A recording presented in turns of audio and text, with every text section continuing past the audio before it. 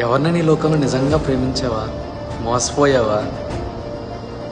జీవితంలో నిజంగా ప్రేమించి చులకనైపోయావా?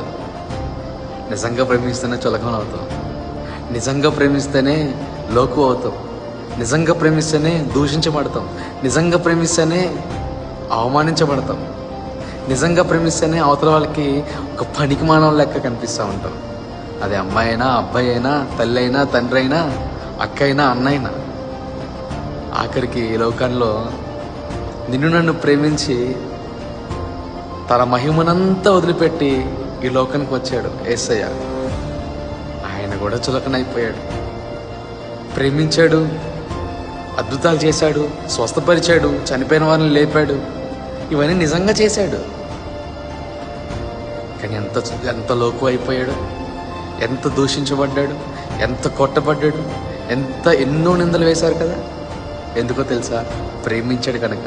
ప్రేమించాం కనుకనే మోసపోతాం, ప్రేమించాం కనుకనే నిందించబడతాం. ఏడవకు, కృంగిపోకు. ఈ లోకంలో నిజంగా ప్రేమించావా? దేవుడిని ఆశీర్వదిస్తాడు.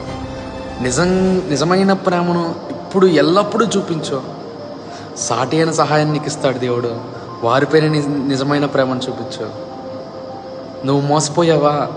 నువ్వు మోసపోయిన దానికన్నా ఎక్కువ ప్రతిఫలాన్ని ఇస్తాడు. గుర్తుపెట్టుకో, దేవుడు నీతోనే ఉన్నాడు. నీ హృదయంలో ఉన్న గాయాన్ని మనుషులకు తెలియకపోవచ్చు, నీ నిర్దోషత్వం మనుషులకు తెలియకపోవచ్చు, కానీ నీ నిర్దోషత్వము, నీ నీతి, నీ యథార్థత దేవునికి తెలుసు. నువ్వు పాపం చేసావేమో, పాపంలోనే బతుకుతున్నావేమో. నిజమైన ప్రేమను చూస్తూ ఈ లోకంలో ముందుకు సాగిపో.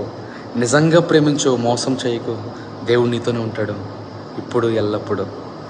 Jesus loves you.